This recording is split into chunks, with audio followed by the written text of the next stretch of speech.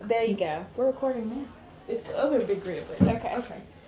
Okay, first of all, I'd like to thank you for being here. Just to begin, could you please state your name for the camera? I'm Christine Todd. Pallas Pidgeon, Zenone. First, we'd like to know what your address was here on Audubon or in the neighborhood. My address is 1029 Audubon Drive. I lived right across the street. Our driveways lined up. 938 Audubon Drive. Okay, are there any particular memories that this house evokes for you? Go ahead, Hallie. You go first. Yes. We were, this was a very small little community on this street. My mother and a lot of her best friends, they had their first houses here. And one Monday morning I got in the car to go to school and someone said, a guitar player is moving onto our street. And that was pretty radical. Turned out to be Elvis. Within just a few months he was so famous and popular that we literally couldn't cross the street, Audubon Drive, like on Sunday if you wanted to go to a friend's. But he was very accessible in the early days, and we would come down here.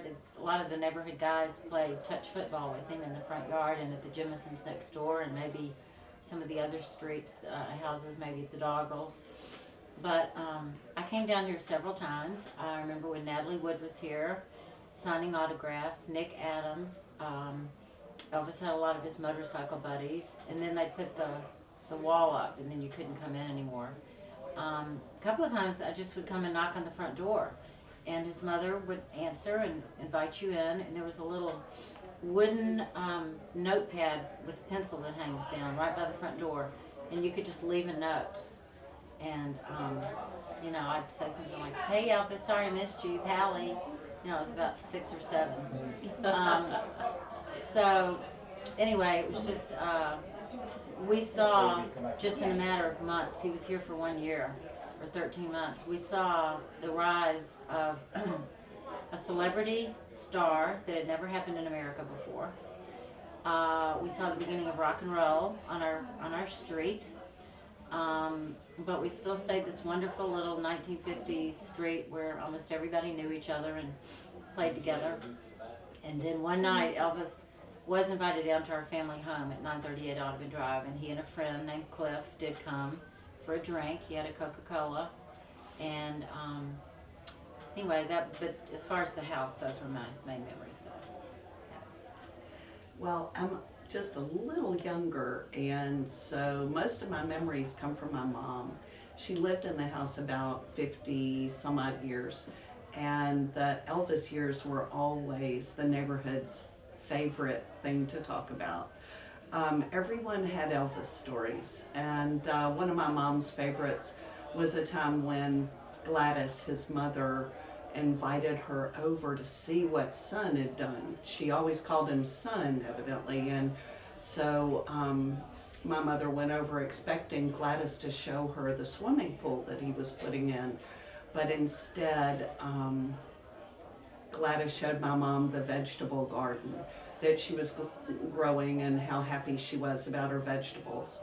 My mom also talked about times my parents lived in Europe, and they brought home, well, we all lived there when I was really little, and they brought home a nanny from Germany, and she was very attractive. Her name was Lisa, and Elvis and Nick Adams thought Lisa was really cute, and Nick Adams, who played Johnny Uma, he was the rebel. It was a great TV show back then. And Nick Adams asked her out, but Lisa said, you know, what? I don't know you. Of course I'm not going to go out with you, you know. So anyway, that was funny. And my mom talked about how they would tie horses up to the trees, that the people who lived in not too far away, they would ride horses over to see Elvis, and how one time she said my father and she had just put in these really nice little birch trees, and Elvis walked over to ask her what kind of tree they were. He said he liked them so much, and would she mind if he would put in the same tree? And she said, no, not at all, Elvis, what, you know, whatever.